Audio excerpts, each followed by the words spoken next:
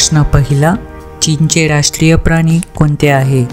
ए पांडा, बी dragon, C वाघ, D अस्वल. उत्तर आहे ए पांडा. प्रश्न दुसरा, फेमस डिझनीलँड कोणत्या शहरात आहे? ए बीजिंग, बी टोकियो, सी हाँगकाँग, डी शेंघाय. उत्तर आहे सी हाँगकाँग. प्रश्न तिसरा, ग्रेट वॉल ऑफ चायना एकूण किती लांब आहे?